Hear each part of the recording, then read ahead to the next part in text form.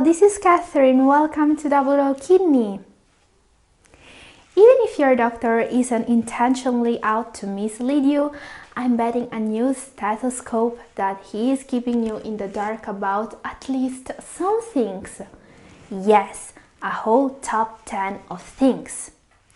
There are some dark aspects of the medical world that doctors don't want patients to know about.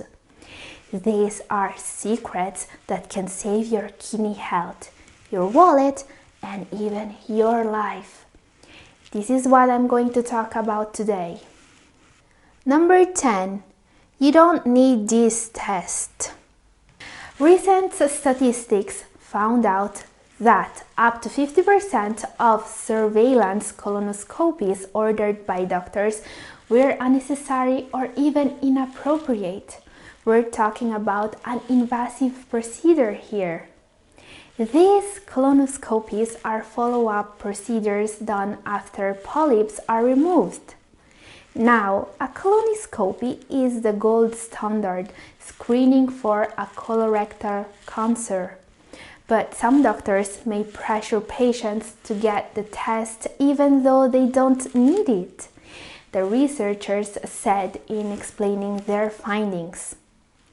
This is what doctors call defensive medicine, and it's becoming always more common.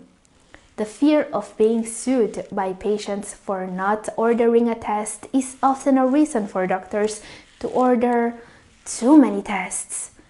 It almost seems like that to cover their own butts, doctors sometimes take a needless trip up yours. And this is not true just for colonoscopies. This better safe than sorry mindset keeps docs safe against lawsuits, but can be especially dangerous for people suffering from chronic kidney disease. The problem with unnecessary tests is that they are not as harmless as some people may think. Some of the most overused procedures and tests have been shown to cause kidney damage. Now, your doctor should know about this and shouldn't be prescribing you any unnecessary tests and procedures. But this is not always the case. The best thing you can do to protect your kidneys' health is to know very well what procedures and tests you can and what you cannot do. This brings us to our number 9. Number 9. Some tests are dangerous for your kidneys. Diagnostic tests such as MRIs, magnetic resonance imaging in short, CT scans, and angiograms are routinely used because they provide information about symptoms, diseases, and injuries. These can be helpful for a correct diagnosis, but in many cases, they use a contrast dye to enhance these tests and get the results needed. These contrast agents are injected into a vein in your hand or arm. But there is a problem here. These dyes can both lead to kidney problems and cause problems in patients with kidney disease. They can cause two rare but serious disorders associated with contrast dyes and the kidneys: contrast-induced nephropathy, CIN in short, and nephrogenic systemic fibrosis, NSF. And these tests are being done every day on millions of people. MRI with contrast can be dangerous for people with kidney disease because of the contrast agents, including gadolinium, that are used to enhance the MRI. So, what should you do if you have kidney disease and your doctor prescribes you an MRI or CT scan?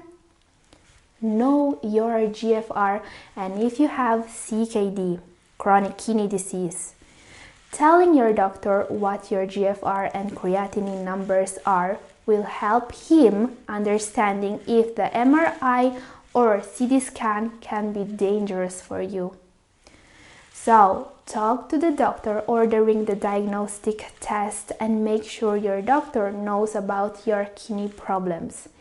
If you do not know your GFR, you can ask your doctor or healthcare professional. Your kidney function is estimated by the glomerular filtration rate, or in short, GFR. Even just knowing the creatinine levels can tell a lot about your kidney function. Number 8. You don't need this pill. If you've been reading the news lately, seems like doctors are overprescribing and misprescribing always more. Patients have been prescribed wrong medications. Medications were prescribed to the wrong patients. Doctors were convicted for the unnecessary use of pain drugs or even for forging prescriptions. This was all in the news. And when more cases of frauds done by doctors are hitting the news, the patients are those who are being damaged. And the confidence of the patients is decreasing. And this kind of malpractice has become so common that in some circles is not even considered unusual anymore. Some doctors have been overprescribing antibiotics, leading to more resistant bacteria. And there have even been alarming reports for doctors prescribing a huge amount of pain medications, even opioids. According to a federal study in 2015, more than 1 out of 3 Americans took a prescription opioid painkiller. Prescription opioid like OxyContin or Percocet were taken by nearly 92 million of US adults. Now, opioids can be very dangerous since they lead to addiction. These medicines are promoting widespread addiction and overdose deaths. But despite these growing concerns, the number of opioids prescribed don't seem to go down. It almost looks like some doctors get money for prescribing more. But is it possible?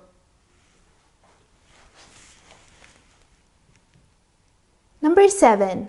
Your doctor might not have been technically bribed, but there are huge sums of money at stake here, and you may wonder why some doctors are especially pushy when it comes to prescribing brand name drugs.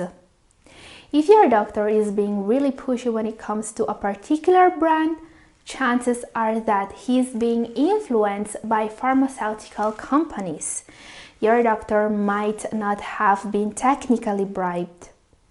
What pharmaceutical companies are doing is educating doctors about a vendor's products in hopes that the physician will prescribe the company's products more often. This marketing technique is called detailing, and it is not illegal. Doctors need to be informed on the pills they're prescribing, right?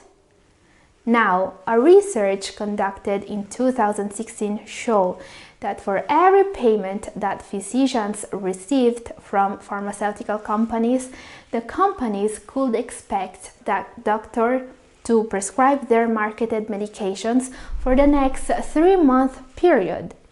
And we're not just talking about monetary payments here. Gifts such as free trips abroad or other material things yield even better results, as doctors tend to then prescribe their medications for over a year. So there's a chance that your doctor receives a visit by some sales rep from a pharmaceutical company, and that maybe he receives a gift or some kind of incentive. And it seems that always more doctors are taking gifts from this or that pharmaceutical company. This is what the study published by the Journal of the American Medical Association show. Another study, even more alarming if you ask me, revealed that 1 out of every 12 doctors in the US has been receiving money from pharmaceutical companies making opioids. This one was published in the American Journal of Public Health. The big question: is all this overprescribing of medications going to damage your kidneys and your health? Let's go to our number 6. Everything you put in your body goes through your kidneys.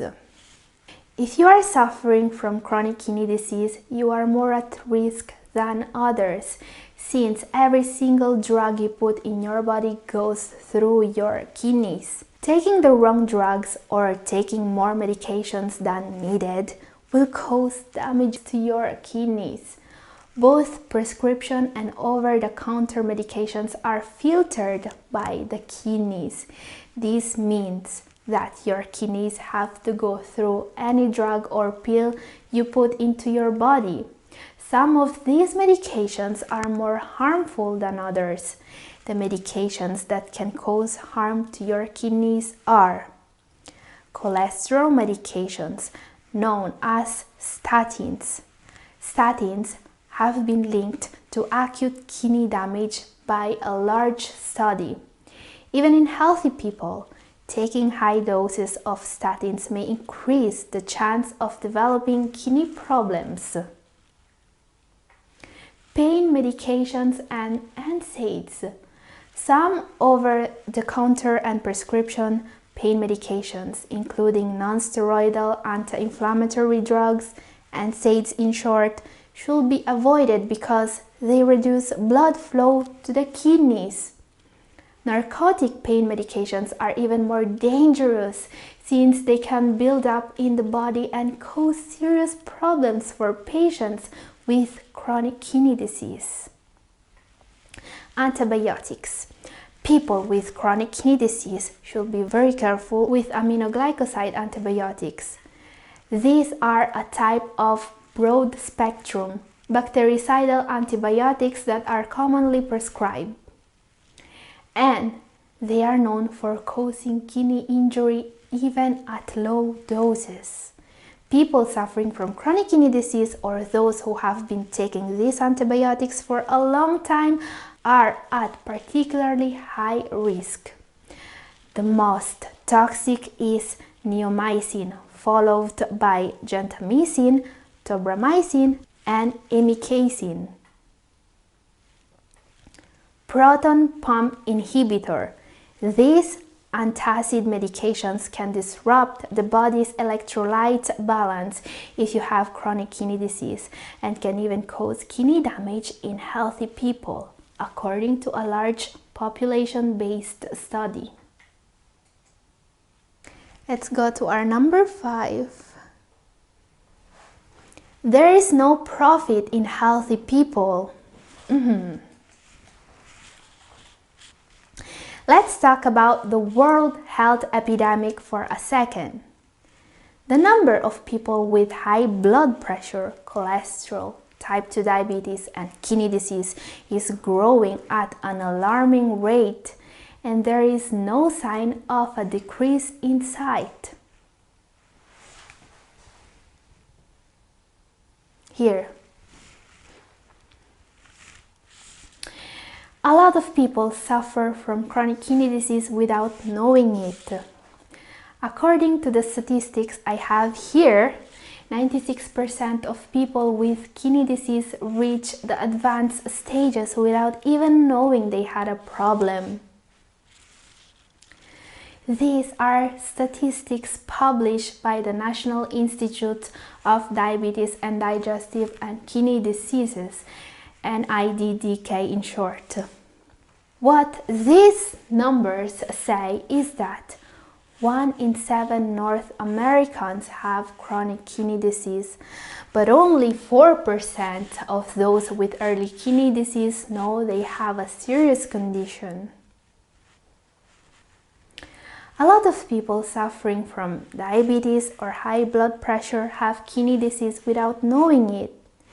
And we are starting to think that these illnesses are common now. These may make them look less dangerous, but they aren't. If I'm saying these things, if I'm showing you these statistics, is to raise the awareness about the hidden danger of chronic kidney disease. People need to know. So, don't forget to share this video with anyone you know that suffers from diabetes or high blood pressure, so they may start to take better care of themselves before things get rough. The point here is that there is not a pill to cure kidney disease.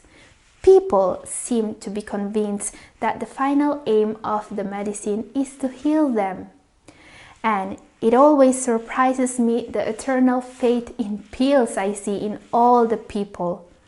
Today, there is a pill for everything, a pill that you must take forever. You have a cold? Take a pill. Your head is aching? A pill. You have type 2 diabetes? Nothing that a pill can solve, right?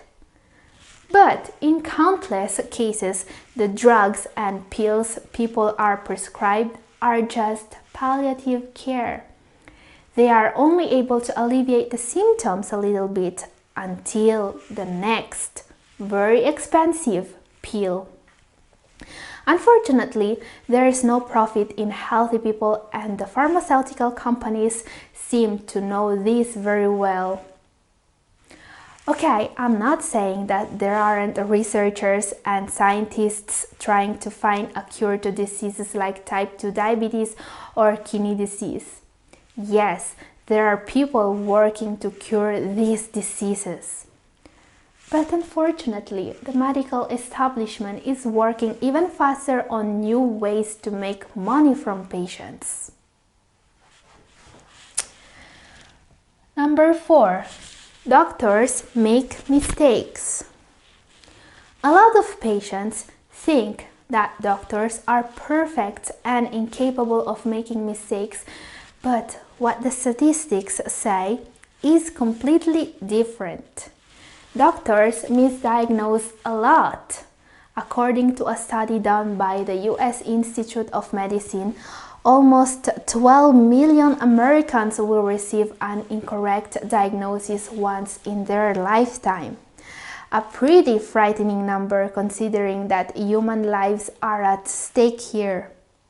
Even worse, according to a recent study, 20% of people with life-threatening conditions were diagnosed incorrectly. And while these numbers may look scary, it's understandable why it is so hard for doctors to get the right answer and the right diagnosis every single time. There is hundreds of symptoms to analyze and tens of thousands of diseases, often with very similar symptoms. So, correctly assessing people's medical condition is not always easy.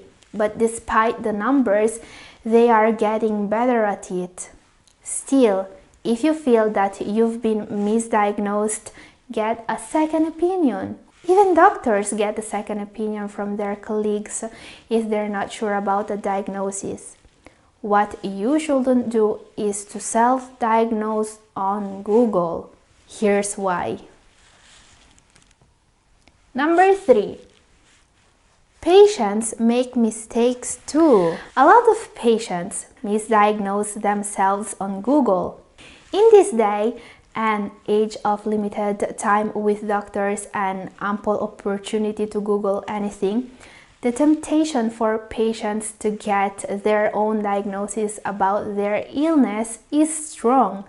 Now, we've already seen how many mistakes doctors make, but do you really think the average patient with a limited knowledge of the medical science will be doing better? When you self-diagnose on Google, you are essentially assuming that you know the nuances that your condition presents better than your doctor, or that Google does. Now, when you Google your symptoms, most of the results come from a website called WebMD. It's a symptoms checker. This website lets you put your symptoms in a form and comes out with a series of diseases and ailments you could actually have. And while this could be a very powerful instrument in the right hands, for a lot of people it's just a cause for nightmares. So if you want to start to Google about your symptoms and find a diagnosis online, stop for a second and listen to this.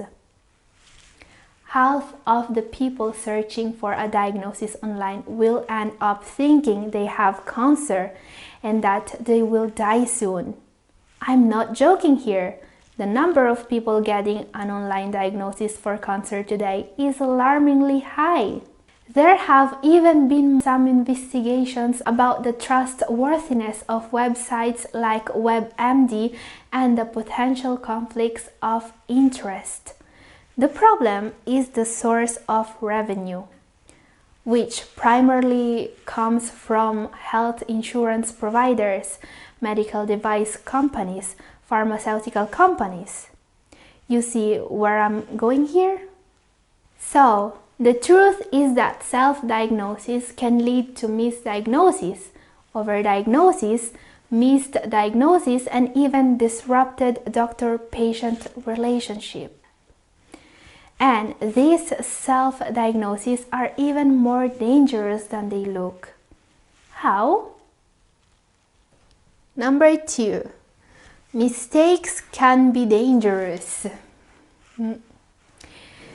The human mind is incredibly powerful.